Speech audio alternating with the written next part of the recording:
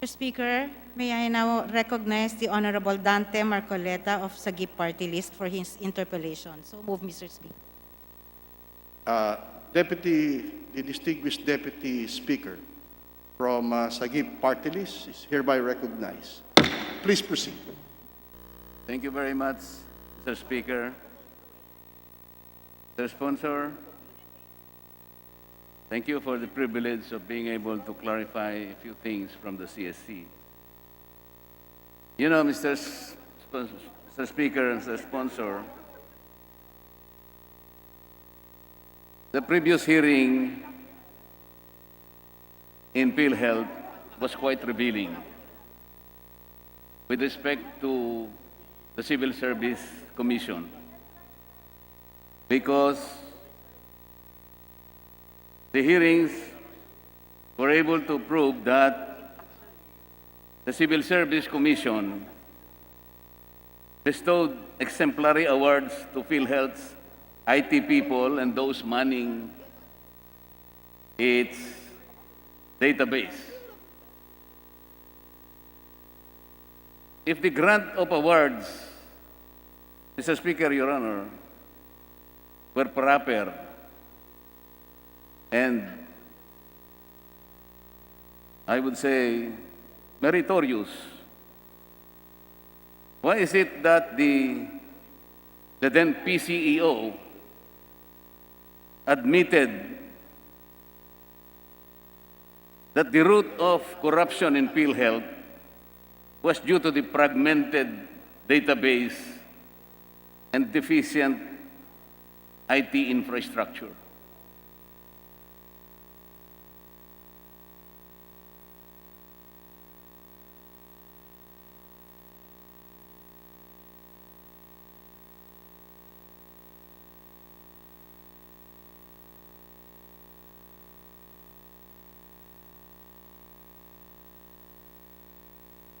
Will the sponsor care to answer, Mr. Speaker? Maaari pong malaman, Mr. Speaker, ano po muli yung katanungan?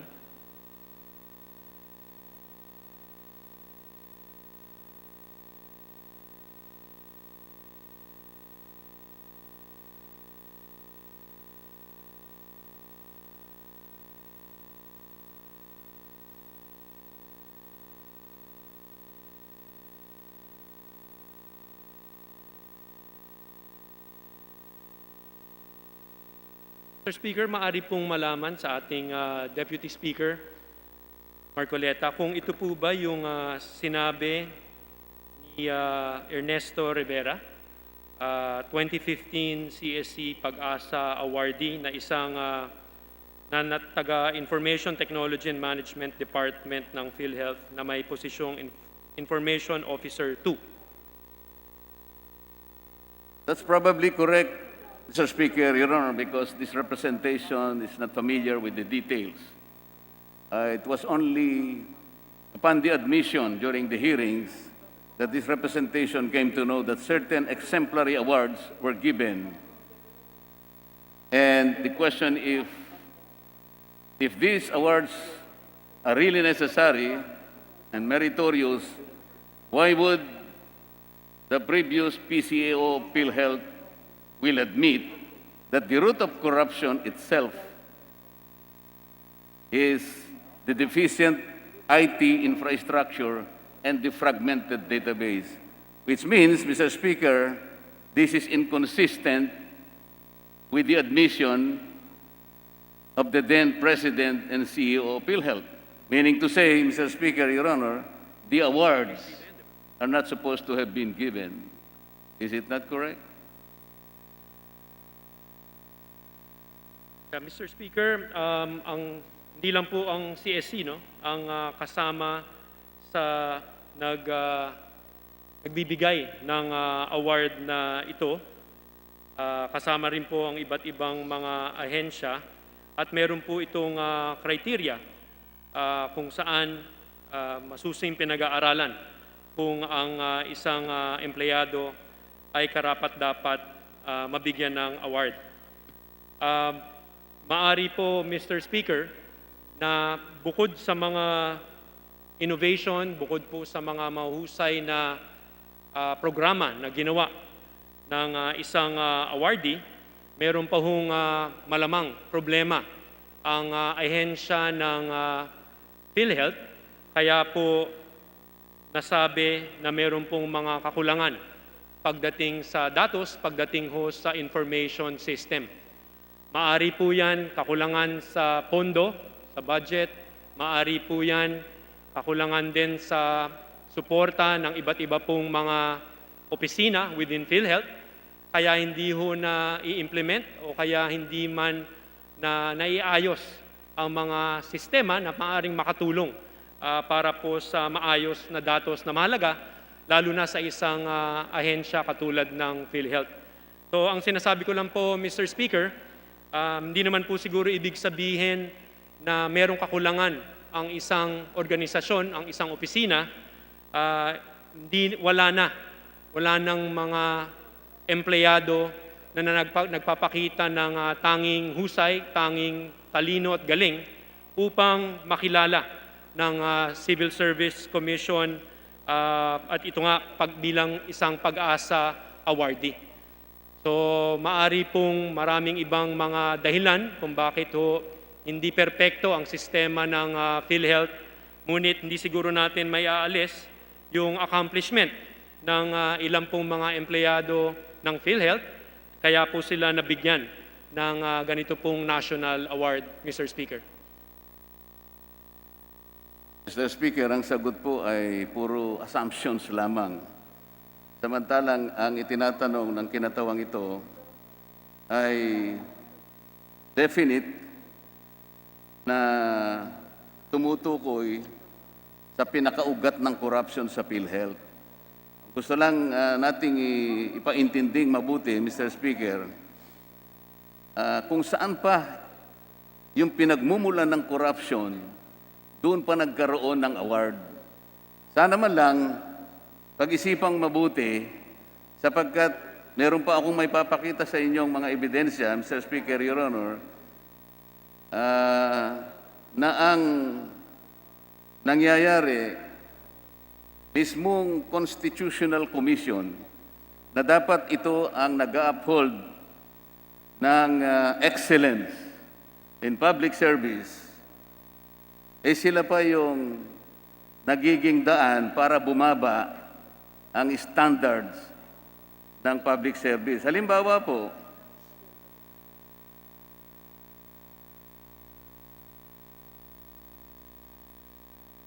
ang PhilHealth po, sa kanilang pakiusap na i-lower ang standards ng kanilang mga salary grade 24 employees, pumayag kagad. Ang pinakamatinding halimbawa, Mr. Speaker, yun pong posisyon ng Executive Vice President, COO, na kung saan kailangan yung civil service eligibility at saka yung master's degree, nang dahil lamang sa pakiusap ng PCEO ng PhilHealth, pumayag kagad ang CSC na ibaba yung standards. Kung tutuusin, Mr. Speaker, kaya natin itinataas ang standards ng public service para sa ganon makita natin na ang isang empleyado o opisyal ng gobyerno talagang nakatutugon sa pangangailangan ng pamahalaan. Kaya po nandiyan ang Civil Service Commission para i-uphold yung quality, yung standard, yung pamantayan ng isang mabuting tagapaglingkod ng pamahalaan. Bakit naman pinipilit nilang ibaba? Sa posisyon po ng Senior Vice President o Executive Vice President, COO, tailor fit po ito para dun sa kanilang kinuhang Vice President o COO. Bakit po ganun, Mr. Speaker, Your Honor?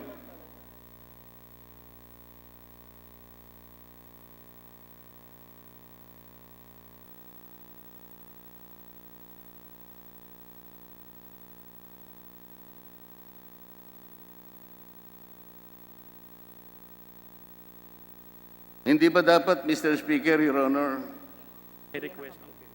dahil kayo ang tagapagbantay ng standard o pamantayan ng paggawa ng kalidad ng employment sa pamahalaan. Kayo dapat May magbantay. request of from. Hindi po dapat nakikitaan ang Civil Service Commission nang dahil lamang sa pakiusapan, ibinababa ang qualification. Tama po ba yun, Mr. Speaker, Your Honor? Mr. Speaker, ayon po sa Civil Service Commission, meron naman pong mga seksyon o pamaraan para po ma-exempt ang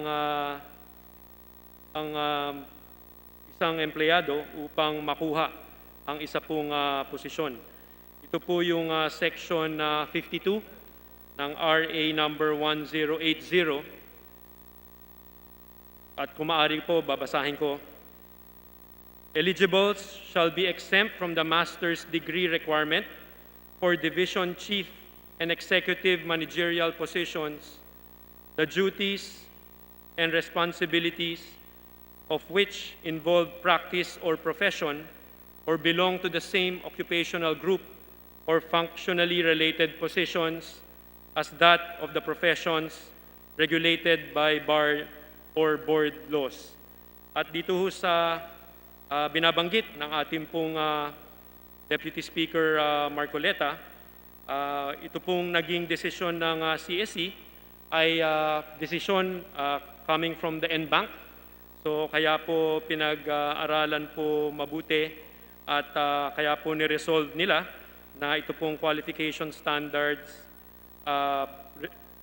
shall be the basis of Civil Service Commission in attesting appointments and in evaluating other human resource actions of subject position in the PhilHealth Insurance Corporation. So NBank po, Mr. Speaker, ang nag-decide dito po sa request ng PhilHealth. Mr. Speaker, napakaganda kasi ang ibinibigay na pangangatwiran sa inyo ng CSC. Ang pinag-uusapan lang naman po, particular kong sinasabi sa iyo, yung posisyon ng Executive Vice President, COO ng PhilHealth, na yon ay tailor-fit para sa kanya. Ang totoo po nun, nung maibaba lahat ang mga standards, wala na po silang kinuhang iba pang applicants. Pagkatapos na pumayag ang Civil Service Commission na maibaba at hindi na hinahanapan ng eligibility si Mr. De Jesus, wala na po siyang master's degree na kinakailangan doon. Pagkatapos na ibaba yung resolution ng CSC adopting minimum standards of qualification, wala na pong in-entertain na mga ibang applicants. Si Mr. Arnel De Jesus na po ang kinuha ng PhilHealth. Ano po ngayon ang nangyari sa PhilHealth? Sir Speaker, ganito po yung sinasabi natin.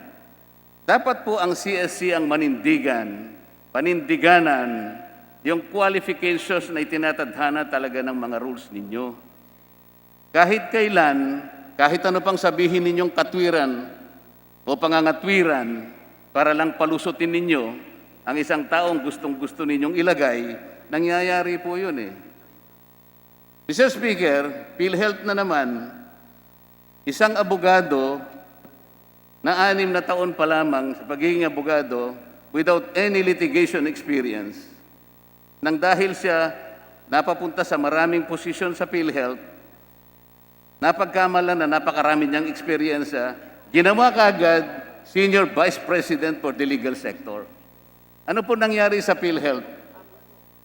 Ito pong abogadong ito, kahit siya ay inutusan mag-file ng maraming administrative and criminal cases against all HICs na nagkaroon ng at nakitaan ng pagkukulang, ni isa wala siyang asunto na i-file sa mga korte. Ganito po ang nangyayari kapag ang mismong Constitutional Commission na may tungkulin na bantayan ang mga public servants patawan ng kaukulang parusa kung kailangan, ilahad ang mga qualification na kailangan, paigtingin ang mga requirements. Hindi po ganun ang nangyayari. Lalo nilang binababa. I will not belabor that, Mr. Speaker. Ang isa pang nakakasama ng loob dito, nung nagko-conduct po tayo ng hearing dito sa PhilHealth, ang mismong chairperson nila ang nagbigay ng kautusan na huwag magbigay ng impormasyon, anumang impormasyon sa lahat at kahit kanino, kahit nasa Kongreso pa, in aid of legislation. At ito po, Mr. Speaker, ay napatunayan sa pamagitan ng isang video na ipinalabas dito, kitang-kita nating lahat, at pinatunayan din ng minutes of the meeting na ibinigay sa kinatawang ito. Bakit po ganon, Mr. Speaker, Your Honor? Nakikita ko sa napakaraming mga ebidensya na sinasabi ko sa inyo ngayon, ang Civil Service Commission, sa pamamagitan ng kanyang pinakatagapangulo, yung pinaka-chairperson nila, sila pa ang nagiging sanhi para ibaba ang kalidad ng pagsiserbisyo ng mga kawani ng pamahalaan. At kung magkakaroon ka naman ng hearing, hindi sila makikipag-cooperate. Kabaligtaran po sa hinihingi kung bakit na-establish ang isang komisyon na katulad ng CSC, Mr. Chair. Ang tanong po, bakit po ganon? Ano na naman pong katwiran ang sasabihin nila ngayon? Nasa akin po yung mga ebidensya, nakita na po natin, mismong sinabi na ng chairperson, huwag bibigyan ng kahit anong impormasyon ang sino man at kung sino ang ihingi kahit na in aid of legislation. Ang minutes po nasa akin, ang video na pinalabas dito, nakita po ng karamihan. Ang tanong po, Mr. Chair, Mr. Speaker, nandito sila ngayon humihingi ng budget, pagtibayin ang kanilang budget. Pero ang nakikita natin, ang katungkulan, ang mandatong ibinigay sa kanila, kabaligtaran naman ang ating nakikita. Meron po bang mabuting katwiran ang ibinubulong sa inyo, Mr. Speaker, Your Honor?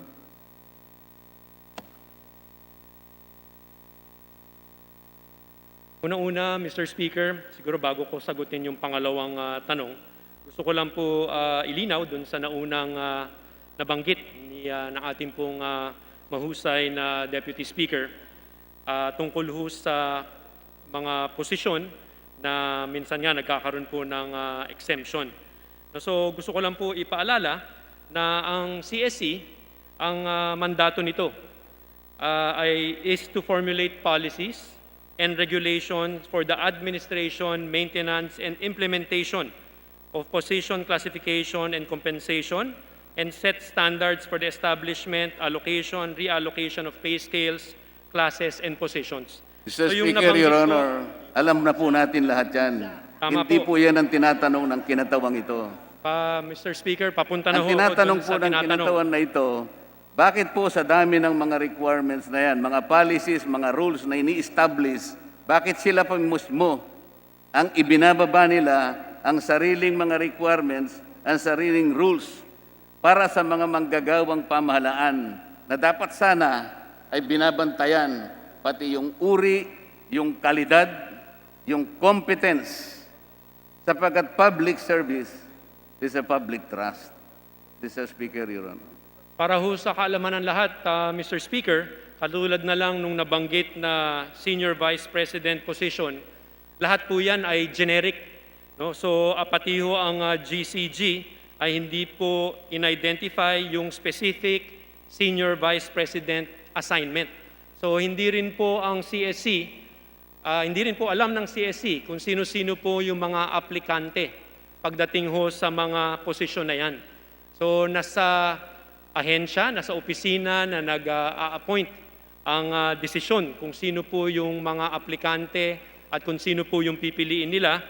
Ang ginagawa lamang po ng CSC ayon na rin sa isinumite o request sa kanila ng iba't ibang ahensya ay tignan kung ito po ay ayon sa mga polisiya, sa mga batas upang po maibigay dun sa mga ahensya yung mga nararapat o yung mga kailangan nila na mga posisyon. Sa huli, Mr. Speaker, yung mga ahensya mismo ang nakakaalam kung ano po yung mga posisyon, kung ano po yung mga qualification na kinakailangan nila. At ang CSE po ay nandyan upang siguraduhin na ito po ay sumusunod sa lahat po ng ating civil service laws, Mr. Speaker. Mr. Speaker, Mr. Sponsor, gusto ko sanang maniwala doon sa inyong kasagutan. Pero sa totoo lang, hindi po totoo yung kanilang sinasabi sa inyo. Ito pong Senior Vice President, COO ng PhilHealth. Dalawang sulat po ang ginawa ni General Morales sa CSC. Binanggit ang kailangan, ang sabi niya, ang Senior Vice President, COO, ito po kanya ay napaka-importante, very crucial na posisyon. Sapagkat kung tutuusin, siya po ay pangalawa na sa President and Senior and CEO. Dalawang magkasunod na sulat. Nang dahil doon, alam po ng CSC kung gaano ka-importante yung sulat na yon. At hinihingi sa pamamagitan ng mga sulat na yon, i-waive na sana yung ibang mga requirements para maipasok nila yung tao na gustong-gusto nilang ipasok sa posisyon na yon. Kaya po nung maibaba yung mga minimum qualification standards, hinino ba ng CSC kung ilang applicants ang in-entertain ng PhilHealth? Hindi po. Sapagkat wala na pong in-entertain na applicant, isa lang po ang kinuha nila. Yun nga po ay si Ginoong Arnel de Jesus. Ganyan po ang nangyayari sa PhilHealth. Mr. Speaker, Your Honor, ito pa po na ang isang masasabi nating, ewan ko po kung matatanggap ninyo itong pangyayaring ito. Ang kinatawang ito po, ang nag-initiate po para ang isang principal ng DepEd sa Tarlac ay mausisa, maimbestiga ng DepEd. Sapagkat siya po ay gumawa ng isang bagay na hindi dapat gawin ng isang guro. Panahon po ng eleksyon, nangalap po siya ng pondo, kumuha po ng pondo sa isang politiko sa Tarlac para raw maipantusto sa isang batang hindi makakatapos ng grade 6. In-expel po ng DepEd yun sa salang grave misconduct. Ano ba ito? Nag-appeal po yung principal. Ang ginawa ng CSC, ni-reverse po niya yung grave misconduct at ginawa po niyang simple misconduct. Unang tanong po, Mr. Speaker, Your Honor, simple misconduct po ba para sa isang principal? Principal po, hindi pangkaraniwang guro. Principal, panahon po ng eleksyon. Siya ang mag-i-initiate ng programa para mangilak ng pondo para maipantustos ng isang batang mag-aaral. Tama po ba yun? Mr. Speaker, Your Honor.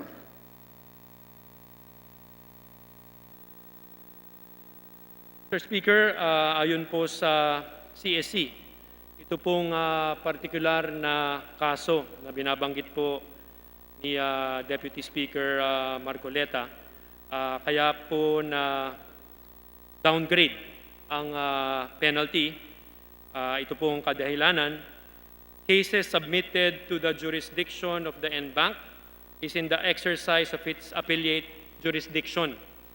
Thus, it opens up the case for complete review, which may necessarily result to the imposition of a lesser penalty or a higher one, as the case may be. Cases with CSC are administrative in nature, which are not bound by the technical rules applied to court proceedings. English po kasi yun, medyo mahirap intindihin siguro, Mr. Speaker, Your Honor. Ang tinatanong ko lamang po, simple misconduct po ba na itinuturing ng Civil Service Commission? Isang principal, panahon po ng eleksyon, manghihingi ng pera sa kandidato para ipantustos kunwari sa isang batang walang may bayad para makatapos ng grade 6 daw. Yun lang po yung tanong, napakasimple, Mr. Speaker. Simple misconduct ba yun? Ang DepEd po, in-expel yung teacher, in-expel yung principal. Ang tinatanong ko po, ni-reverse ng CSC, ibig bang sabihin, yung ginawa na yun ng principal, simple misconduct?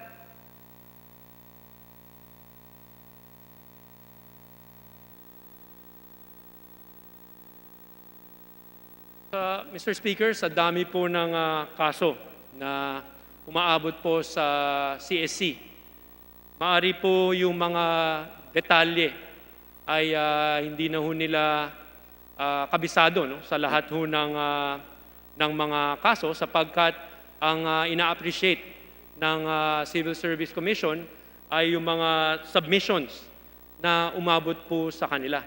At doon din ho sila bumabase, Mr. Speaker, sa kung ang mga kaso ay magkakaroon po ng higher or lower imposition of a penalty, Mr. Speaker. Ako naman po, Mr. Speaker, Your Honor, madali naman po akong kausapin eh. Madali rin po akong makaintindi. Sana po hindi na ganyan yung mga ibinubulong na sagot sa inyo. Ang tinatanong ko lamang po, sa CSC po ba, simple misconduct lang yung gagawin ng isang principal, manghihingi ng pera sa kandidato, panahon po ng eleksyon, yun po ba'y simple misconduct? Oo, hindi lang po ang sagot, Mr. Speaker, Your Honor. Kung proven po, Mr. Speaker, sang-ayon po ang kinatawan na to na Yung po di ba'y yan simple misconduct? Sa tingin po ba ng CSC, isang simpleng misconduct lamang yon? Kung proven po, Mr. Speaker, katulad po ng binanggit ko kanina, hindi po siya simple. Ayun po, yun lang po yung tinatanong ko eh. Ang ginawa nila, ni-reverse po nila yung desisyon ng Department of Education, kaya yung teacher, yung principal, nando na naman po. Kaya gagayahin po yan ng maraming teachers din siguro, kahit panahon ng eleksyon, po pwede pala na kumuha ng pera sa mga kandidato. Ganyan po kasi ang sinasabi ko kung bakit ganito ang patakaran ng CSC. Ngayon po, Mr. Speaker, Your Honor, ang kinatawang ito, sapagkat mabigat sa loob ko yung ginawa nila, nakiusap ako na mag-file ako ng motion for reconsideration. Sapagkat sa totoo lang, kausap ko yung abogado ng DepEd na dapat mag-file sila ng motion for reconsideration. Ito, taong gobyerno naman po, abogado ng DepEd, sabi po niya, hinihintay niya lamang na matanggap niya yung decision ng CSC at magpapile daw siya ng motion for reconsideration. Ang nangyari po ganito, hinayaan po niyang mag-lapse yung period within which to file a motion for reconsideration. Sapagkat may sabwatan na naman sa pagitan ng Civil Service Commission at saka ng DepEd. Siguro po, gusto nilang ibalik talaga yung principal na yon. Baka naman mahalaga sa kanila yon. Baka naman importanteng tao sa kanila yon. So, hindi nakapag-file ng MR. Yung tamad at sinungaling na abogado ng DepEd. Nakiusap ako sa chairperson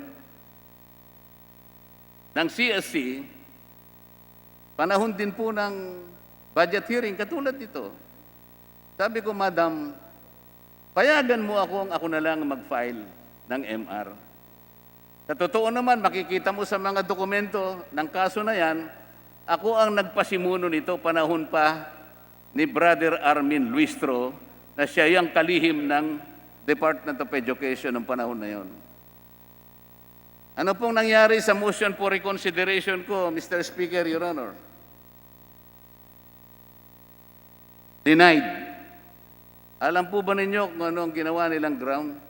Wala raw po akong personalidad, Mr. Speaker, Your Honor. Baka hindi mo ako kasing gandang lalaki, Mr. Speaker, Mr. Sponsor. Ang kinatawang ito bilang kumakatawan sa mga constituents sa Tarlac na naimbierna, na intriga sa ganong klaseng pagdidesisyon. Wala po akong personalidad, Mr. Speaker, Your Honor. Bakit? Ang ginawa nila, ikinumpara nila ako sa karaniwang litigant na sa inyong mga pinagbasihang mga jurisprudence ay hindi naman members ng Congress.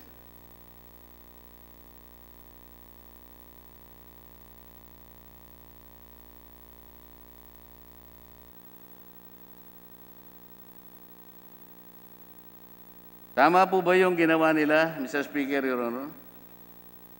Mr. Speaker, naintindihan ko po yung frustration ng ating pong Deputy Speaker Marcoleta. Ngunit ayon po sa Civil Service Commission ay sinusunod lang rin po nila yung kanila pong mga polisiya pagdating po sa mga ganitong klaseng kaso na hindi po basta maaari mag-MR ang isa pong kinatawan o isa pong tao na maaring hindi naman adversely affected by the case. No? So yun po yung polisiya na binabanggit, Mr. Speaker. Pero naintindihan ko po na dahil nga sa hindi pag-aksyon ng DepEd, dun po inabot ito pong kasong nababanggit ni Deputy Speaker Marcoleta. Yun po yung katwiran, Mr. Speaker. Hindi raw ako adversely affected. Bilang kinatawan po, kami po party list eh. Kami po nationwide. Ang constituencies po namin, laganap sa buong Pilipinas.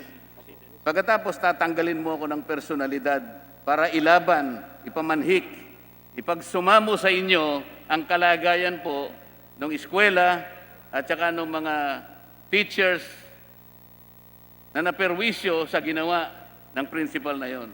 Walang personalidad ang kinatawang ito. Ganun po ba ang tingin ng Civil Service Commission? Mr. Speaker, hindi lang po ang civil service ang meron pong ganung mga polisiya. Sa katunayan, at sigurado po, alam po ito ni Deputy Speaker Marcoleta, na marami pong mga president. No, meron na rin pong Supreme Court decision kung saan kapag yung complainant is not the party adversely affected, lumalabas. No? Wala pong legal personality to interpose or to appeal. So hindi lang po yan simpleng desisyon na ginawa ng NBank ng Civil Service Commission, kundi po yan po ay ayon na rin sa mga ibang kaso na dininig at dinesisyonan ng ating Supreme Court, Mr. Speaker. Kahit ano pong ikatwiran nila, Mr. Speaker, Your Honor, yung mga binanggit po nilang mga jurisprudence at mga kaso, hindi kaparehas nitong sinasabi ko sa inyo.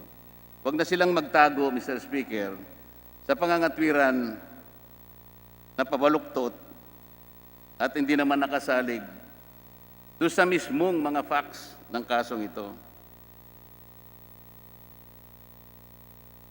Mr. Speaker, yung po bang pondo para bayaran yung mga job orders, hindi po ba nanggagaling sa MOOE? Tama Civil po, service. Mr. Speaker. So tama po ba na tinatrato ang mga job orders ng mga supplies? Walang dignidad. Sapagkat kung ito inilagay mo sa MOOE, katapat lang po ng job orders po, mga supplies. So asan po ang dignidad ng mga manggagawa ng civil service? Mr. Speaker, hindi ho tama no, na itrato ho natin ng mga supplies ang mga empleyado. Hindi Tama ho po ba na tratuhing supplies ang mga empleyado? Hindi ho tama at hindi ho Salamat po. sang-ayon doon ang Civil Service Commission, Mr. Speaker. So hindi dapat sa MOOE, di ba? Kaya ho nasa MOE, Mr. Speaker, kasi ilan po yan, marami pong mga batas, katulad po ng ating General Appropriations Act, na ang mga job order ay nasa, ang kanila pong tinatanggap ay nandun po sa MOE. Ngunit hindi naman siguro ibig sabihin na sila po ay tinatrato bilang mga supplies, Mr. Speaker. Ganun na rin yun, Mr. Speaker, Your Honor. With the indulgence of the two gentlemen, the chair would like to remind members of their time limit so that we could also allow the other members to also interpolate the sponsors. The distinguished Deputy Speaker may please wind up with his interpolation. Salamat po, Mr. Speaker. Please proceed. Sa dami po kasi nito, papayag po ba ang Civil Service Commission kung ibigay ko na lamang itong written recommendations ko sa inyo para sa ganon, lahat po ng mga concerns ng kinatawan na ito na makakatulong sa inyo para baguhin ang mga patakaran na sa aking palagay ay hindi po nakatutugon sa hinahanap sa inyo bilang isang constitutional commission. Kung papayag kayo, para matapos na ako, ibibigay ko itong mga ilang rekomendasyon o suggestion na alam ko pong makatutulong sa inyo para ibangon ang Civil Service Commission. Papayag po ba kayo, Mr. Speaker, Your Honor? Opo, Mr.